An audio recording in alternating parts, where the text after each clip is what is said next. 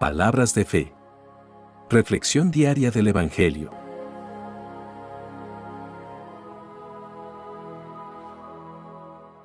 Lectura del libro del profeta Isaías, capítulo 41, versículos 13 al 20.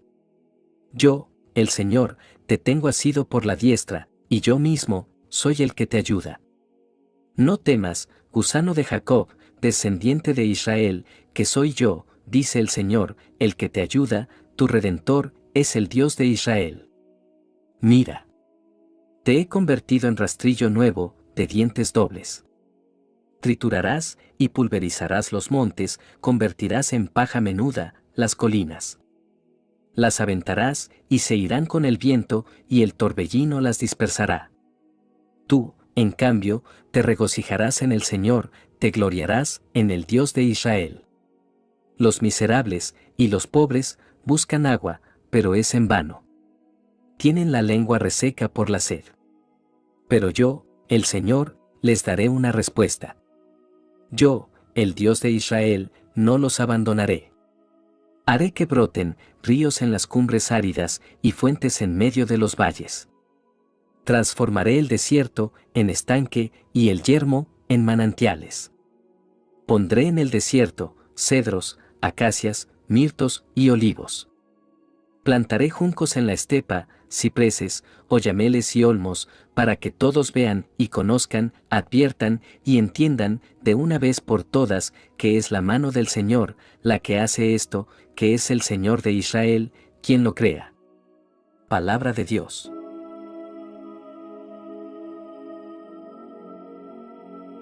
Lectura del Santo Evangelio según San Mateo, capítulo 11, versículos 11 al 15. En aquel tiempo, Jesús dijo a la gente: Yo les aseguro que no ha surgido, entre los hijos de una mujer, ninguno más grande que Juan, el Bautista. Sin embargo, el más pequeño, en el reino de los cielos, es todavía más grande que él.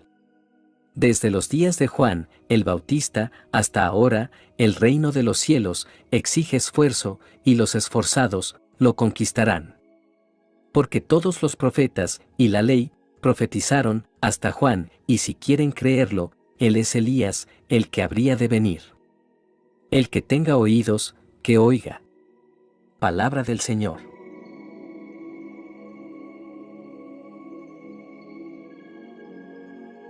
En las lecturas de hoy, la palabra de Dios nos lleva a reflexionar sobre la fortaleza divina en medio de nuestras debilidades y la importancia de recibir el reino de Dios como un niño. En la primera lectura, Isaías nos presenta una visión de Dios como nuestro amparo en medio de las pruebas, una fuente de renovación y esperanza que trasciende los desafíos que enfrentamos en la vida. Nos encontramos nuevamente en un momento de la historia de Israel en el que la nación enfrenta pruebas y tribulaciones. Los hijos de Israel, como nosotros, en nuestras propias travesías, buscan respuestas y consuelo en medio de la adversidad. Isaías, el mensajero de Dios, nos ofrece palabras de consuelo y esperanza, recordándonos que el Todopoderoso está con nosotros en todo momento. Isaías nos muestra un contraste entre las fuentes de ayuda disponibles. Los ídolos y las potencias terrenales son comparados con un gusano y un insecto. Este lenguaje no solo resalta la debilidad de tales fuerzas, sino que también subraya la indignidad de confiar en algo que no sea el creador del universo. La mirada de Isaías nos lleva más allá de las soluciones temporales y nos llama a depositar nuestra confianza en el único digno de ella. La lectura nos presenta una imagen poderosa de la intervención divina en nuestras vidas. Isaías nos habla de aguar los lugares secos y hacer brotar manantiales en la tierra sedienta. Esta metáfora poética ilustra la capacidad de Dios para transformar las áreas áridas de nuestras vidas en oasis de vida y crecimiento. En medio de las sequedades emocionales y espirituales, Dios promete ser una fuente de renovación. También se destaca la transformación completa que la presencia de Dios puede traer a nuestras vidas. En lugar de espinos y cardos, florecerán cipreses y mirtos. Este cambio no solo es externo, sino interno. Los corazones, que antes estaban marcados por la desolación, se convertirán en testimonios vivos de la presencia transformadora de Dios. Aquellos que han experimentado su gracia se convierten en instrumentos de su obra redentora obra en el mundo. Isaías extiende una invitación a la asamblea de los sedientos.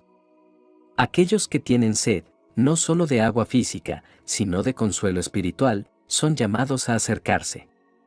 Dios ofrece agua en el desierto y ríos en la sequedad a aquellos que reconocen su necesidad y buscan su provisión. Hermanos, ¿cómo podemos aplicar estas verdades a nuestras vidas? En primer lugar, necesitamos reconocer la tendencia humana de confiar en cosas temporales. Los ídolos en nuestra vida pueden tomar muchas formas, como el éxito, las posesiones, las relaciones, etc. Isaías nos llama a apartarnos de estas fuentes de confianza vacías y dirigir nuestra mirada al único que puede satisfacer nuestras necesidades más profundas. En segundo lugar, la promesa de las aguas en el desierto nos recuerda que no importa cuán secas estén nuestras circunstancias, Dios puede y va a proveer. Podemos confiar en su capacidad para transformar nuestras situaciones y renovar nuestras fuerzas. En tercer lugar, la llamada a la adoración es un recordatorio crucial. No solo necesitamos buscar a Dios en tiempos difíciles, sino que también necesitamos adorarle. Queridos hermanos, mientras reflexionamos sobre las verdades de esta lectura, recordemos que nuestras vidas están en las manos del Dios Todopoderoso. Él sostiene nuestras manos, disipa nuestros temores y nos invita a acercarnos a Él. Que esta verdad nos guíe en medio de nuestras pruebas y nos inspire a adorar con corazones agradecidos.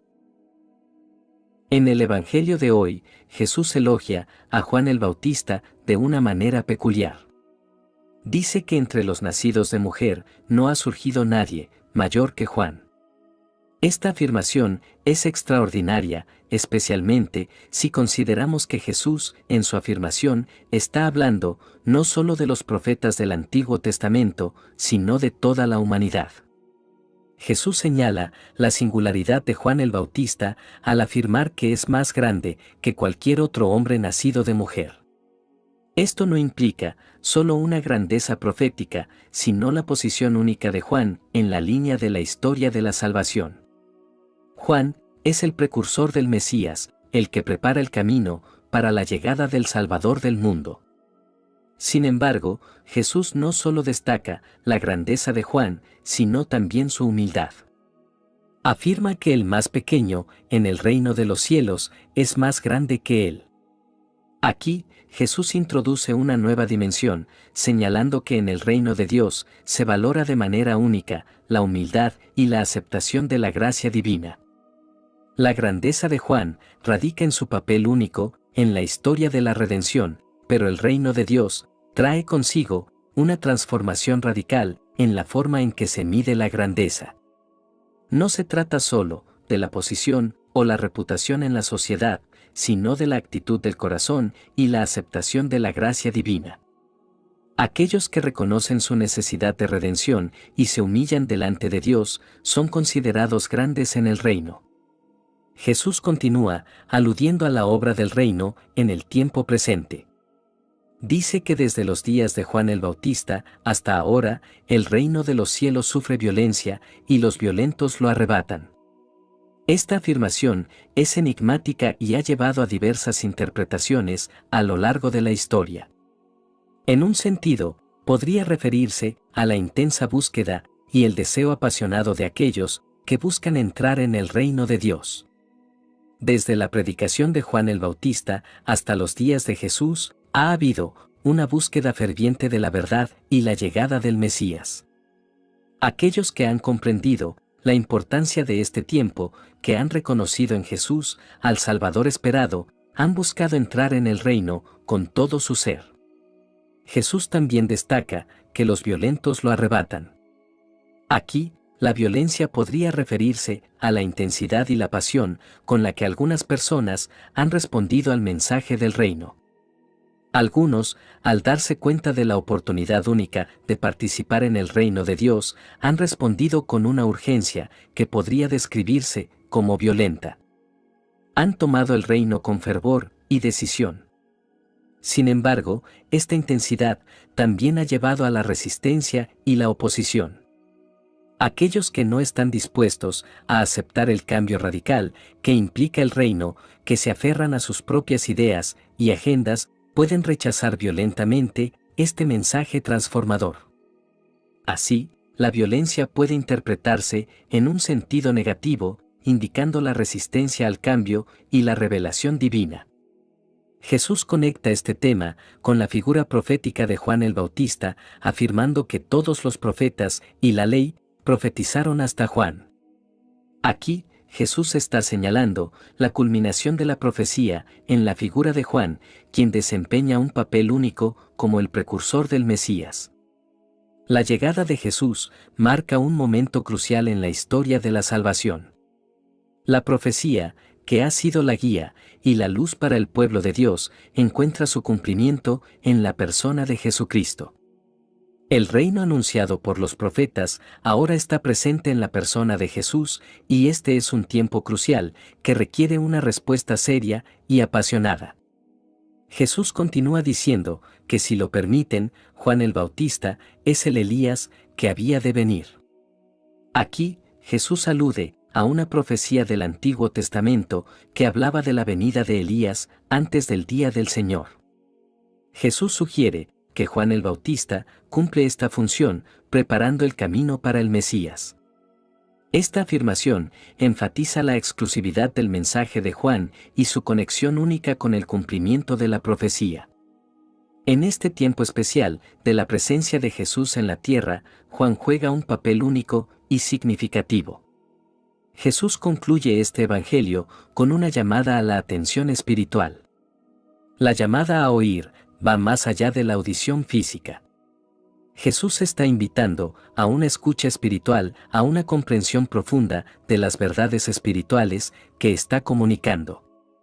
A menudo, en los evangelios, Jesús utiliza parábolas y enseñanzas que requieren una reflexión más profunda y una receptividad del corazón.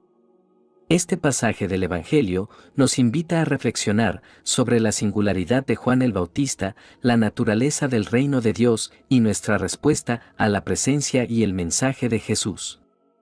Nos recuerda que el reino de Dios no solo es un evento histórico, sino una realidad espiritual que requiere una respuesta personal y apasionada. Oración final. Padre Celestial, nos humillamos ante tu presencia, agradecidos por tu palabra, que ilumina nuestro en este día. Reconocemos que en nuestra debilidad, tu fuerza se perfecciona. Que en medio de nuestras luchas, podamos experimentar el manantial de vida que fluye de ti, transformando lo estéril en un vergel de bendición. Te pedimos, Señor, que transformes no solo nuestras circunstancias externas, sino también nuestros corazones. Que la entrada al reino no sea solo un cambio superficial, sino una renovación completa de nuestro ser. Que nuestros oídos espirituales estén atentos a tu voz y que nuestras vidas reflejen la verdad transformadora del reino de los cielos. Que nuestra fuerza renovada sea evidente para aquellos que nos rodean, señalando hacia la realidad del reino que proclamamos. En el nombre precioso de Jesús, nuestro Señor, te entregamos esta oración a ti, Dios Padre. Amén. Que la bendición de Dios te acompañe en este día. Si te gustó esta reflexión, déjanos un comentario, y no se te olvide compartir con los demás la palabra de Dios.